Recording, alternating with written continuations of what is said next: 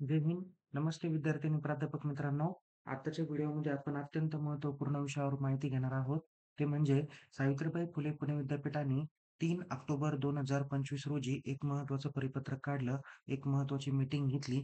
ज्यामध्ये ए-बी-सी-आय-डी हे इनव्हॅलिड आहे किंवा अपर आय-डी हे इनव्हॅलिड विद्यापीठाकडे वर्ग करण्यात आलेले होते. तर मग ह्या इनव्हॅलिड ए-बी-सी-आय-डी किंवा अपर आय-डी विद्यापीठाच्या साइटवर किंवा विद्यापीठाच्या पोर्टलवर कशा पद्धतीने अपडेट करायचे याबाबत आपण माहिती घेणार आहोत. तर विद्यार्थी मित्रांनो, स्टुडंटनी कशा पद्धतीने ए-बी-सी-आय-डी किंवा अपर आय-डी अपडेट करावा हे बघणार आहोत आणि कॉलेजच्या लॉगिन थ्रू कशा पद्धतीने अपडेट करायचा ही देखील माहिती आपण या व्हिडिओमध्ये बघणार आहोत. ओके. तर शेवटपर्यंत हा व्हिडिओ नक्की बघा.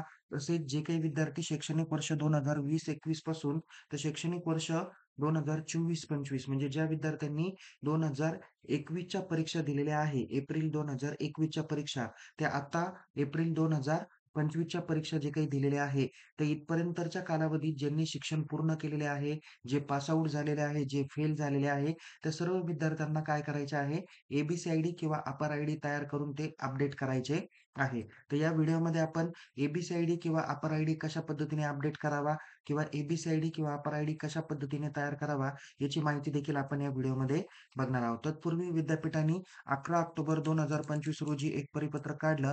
त्या परिपत्रकाचा आशय आपण समजून घेऊया आणि नंतर कशा पद्धतीने कॉलेजने आणि विद्यार्थ्यांनी काम करायचं त्याची माहिती आपण बघणार आहोत. तर विद्यार्थी मित्रांनो, समजून घ्या की 3 ऑक्टोबर रोजी एक विद्यापीठाच्या परीक्षा विभागामार्फत एक मीटिंग घेण्यात आली. ऑनलाईन पद्धतीने या घेण्यात आलेल्या मीटिंगमध्ये विद्यार्थ्यांनी ए-बी-सी-आय-डी चुकीचे किंवा खोटे तयार केलेत आहे, अशा विद्यार्थ्यांची जी काही यादी आहे, तसेच ज्या विद्यार्थ्यांचा आय-डी योग्य आहे, अशा विद्यार्थ्यांची यादी देखील विद्यापीठाने महाविद्यालयाच्या पोर्टलला उपलब्ध करून दिलेली आहे. ती कशी पाहावी ते मी महाविद्यालयाला आता थोड्या वेळात सांगणारच आहे. तर सदर यादी पाहण्यासाठी त्यांनी sps.unipune.ac.in यामध्ये त्यांनी कॉलेजच्या लॉगिनमध्ये ती उपलब्ध करून दिलेली आहे. त्यामध्ये अप्रूव्ड ए-बी-सी-आय-डी किंवा इनव्हॅलिड ए-बी-सी-आय-डी अशा 2 टॅब दिलेल्या आहेत. तर इनव्हॅलिड ए-बी-सी-आय-डी डाउनलोड्सच्या शेजारी अपडेटेड ए-बी-सी-आय-डी अशी लिंक उपलब्ध करून दिलेली आहे.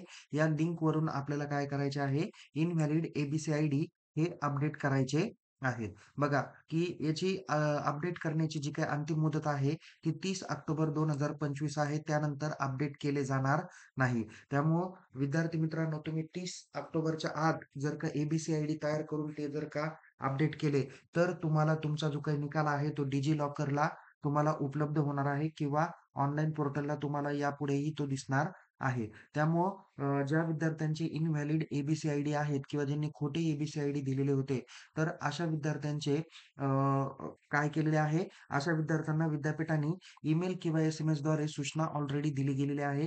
विद्यार्थ्यांनी तो त्यांचा मेल चेक केला पाहिजेल आणि विद्यार्थी देखील आता सांगितल्या पद्धतीने ए-बी-सी-आय-डी अपडेट करू शकतात. तर त्याकरता विद्यार्थ्यांनी काय करावं त्याची माहिती आपण बघूया आणि महाविद्यालयाने काय करावं त्याची देखील माहिती बघूया. सगळ्यात अगोदर आपण विद्यार्थ्यांनी कशा पद्धतीने ए-बी-सी-आय-डी अपडेट करावा याची मी माहिती देतो. त्याचपूर्वी ए-बी-सी-आय-डी विद्यार्थ्यांनी कशा पद्धतीने तयार करावा त्याची माहिती मी तुम्हाला यामध्ये या व्हिडिओच्या डिस्क्रिप्शन बॉक्समध्ये लिंक दिलेली आहे. त्या पद्धतीने तुम्ही ए-बी-सी-आय-डी किंवा अपर आय-डी डिजिलॉकर थ्रू तुम्ही डाउनलोड करून घ्या किंवा तयार करून घ्या आणि तो तुम्हाला कसा अपडेट करायचा त्याची माहिती या ठिकाणी तुम्हाला देतो. त्याकरता सगळ्यात अगोदर विद्यार्थ्यांनी unipune.ac.in या ऑफिशियल होम पेजला जा. या ठिकाणी तुम्हाला ए-बी-सी-आय-डी अपडेट ओके. पुणे विद्यापीठाच्या वेबसाईटवर इथे डॅशबोर्डला एक्झामिनेशनच्या सेक्शनच्या इथेच ए-बी-सी-आय-डी अपडेट अशा नावाची टॅब दिलेली आहे. त्यावरती क्लिक करा.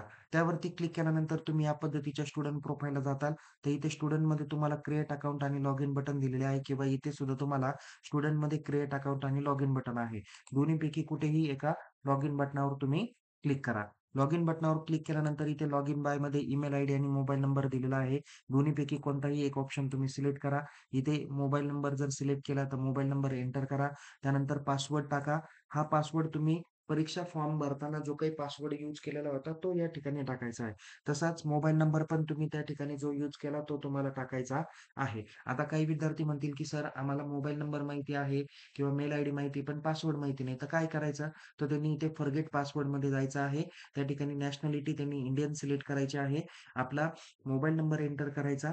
त्यानंतर त्यांनी कॅप्चा एंटर करून पुन्हा कॅप्चा री एंटर करा. तुम्हाला ओ-टी-पीसाठी काय येईल, एस-एम-एस येईल किंवा ईमेलला देखील मेल दिला जाईल. दोन्हीपैकी एक ओ-टी-पी टाका, नवीन पासवर्ड रिसेट करा आणि या ठिकाणी काय करू शकता तुम्ही, परत लॉग इनला जाऊन तुम्ही ईमेल आयडी आणि मोबाईल नंबर दोन्हीपैकी एक वापरा, पासवर्ड वापरा आणि या ठिकाणी जो काही कॅप्चा दिलेला आहे, तो कॅप्चा तुम्ही एंटर करा आणि इथल्या लॉग इन बटनावर क्लिक करा. लॉग इन बटनावर क्लिक केल्यानंतर तुम्हाला या पद्धतीचा डॅशबोर्ड बघायला भेटेल. आता सदरचा विद्यार्थी बी-कॉमला पण होता, नंतर एम-कॉमला पण होता.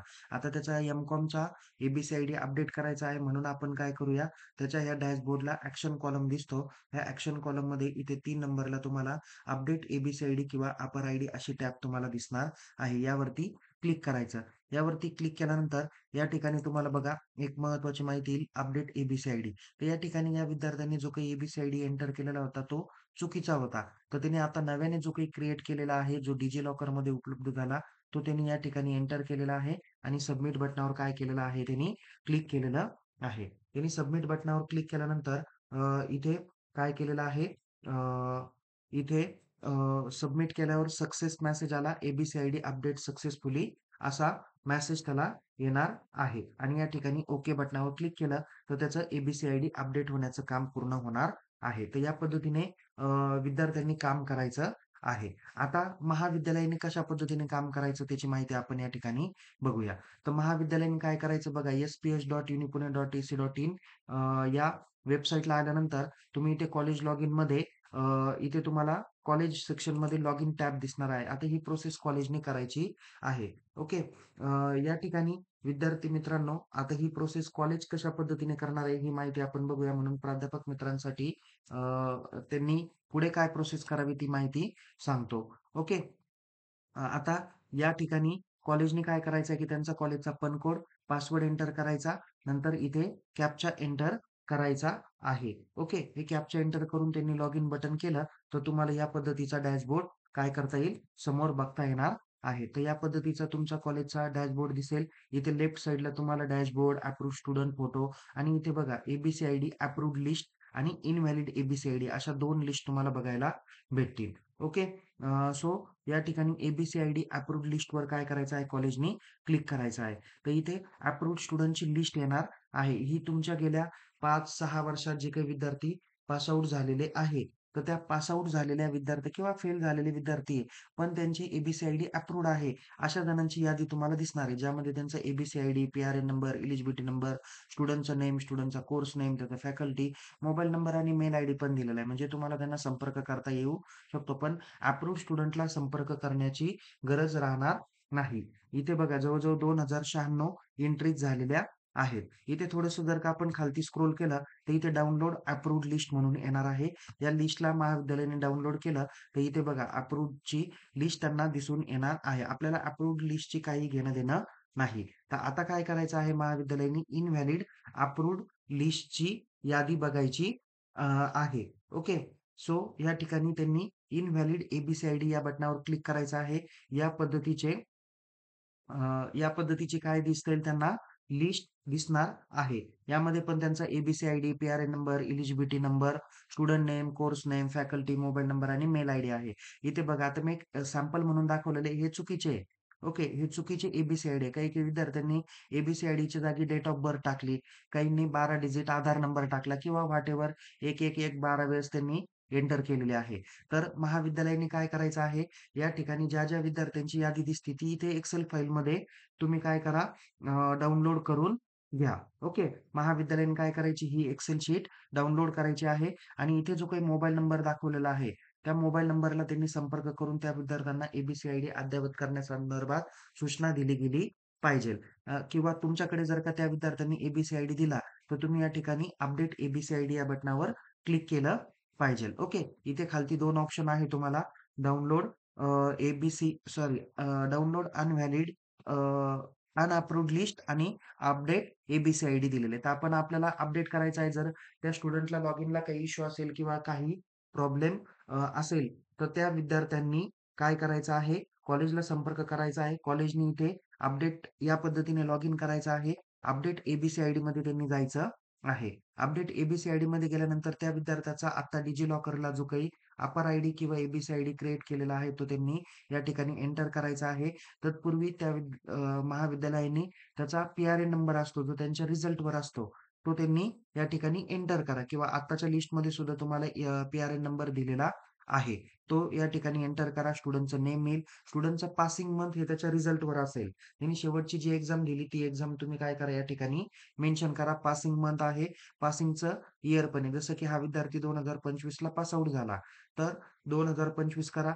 पास असेल तरी ते इयर सिलेक्ट करा, नापास असेल तरी ते इयर आपल्याला सिलेक्ट करायचं आहे. आणि इथे पास आउट मंथ पण म्हणजे जून महिना किंवा डिसेंबर महिन्यात जो काही निकाल लागला, तो या ठिकाणी तुम्हाला एंटर करायचा आहे आणि सेव्ह बटनावर क्लिक करायचं आहे. तुम्ही एबीसी आयडीची एवढी संपूर्ण माहिती भरली का तुम्हाला इथे एबीसी आयडी अपडेटेड सक्सेसफुली असा मेसेज येणार आहे. तर या पद्धतीने इथं तुमची सगळी प्रोसेस काय होणार आहे, कंप्लीट केली जाणार आहे.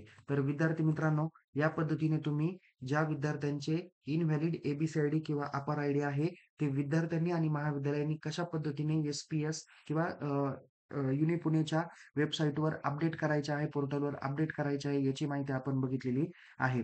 जे विद्यार्थी 30 सप्टेंबरच्या आत अपडेट करणार नाही, त्यांचा डिजिलॉकरला निकाल दिसून येणार नाही. त्यामुळे होणाऱ्या शैक्षणिक नुकसानीला विद्यार्थी स्वतः जबाबदार असेल आणि ते संबंधित महाविद्यालय पण जबाबदार असणार आहे. त्यामुळे या पद्धतीने सांगितल्या पद्धतीने प्रत्येक महाविद्यालयाने आणि विद्यार्थ्यांनी काम करणं अपेक्षित आहे. ओके. त्यामुळं दिलेल्या मुदतीत काम करा. काही शंका असेल तर चॅट बॉक्समध्ये मला विचारायला विसरू नका. पुन्हा भेटू अशाच नवीन-नवीन व्हिडिओसह. तोपर्यंत सावित्रीबाई फुले पुणे विद्यापीठाच्या डिग्री, सर्टिफिकेटबाबत, परीक्षाबाबत, निकालाबाबत किंवा अन्य परीक्षाबाबत तुम्हाला जर का महत्त्वाचे अपडेट मिळवायचे असेल, तर आपल्या YouTube चॅनलला सबस्क्राईब करा. टेलिग्राम चॅनलमध्ये सहभागी व्हा. लिंक डिस्क्रिप्शन बॉक्समध्ये देण्यात आलेली आहे. काही महत्त्वाच्या व्हिडिओच्या लिंक तुम्हाला डिस्क्रिप्शन बॉक्समध्ये बघायला भेटतील. म्हणून तुम्ही या व्हिडिओला लाईक करा, शेअर करा, सबस्क्राईब करा YouTube चॅनलला आणि टेलिग्राम चॅनलमध्ये देखील सहभागी व्हा. Take care. जय हिंद. धन्यवाद.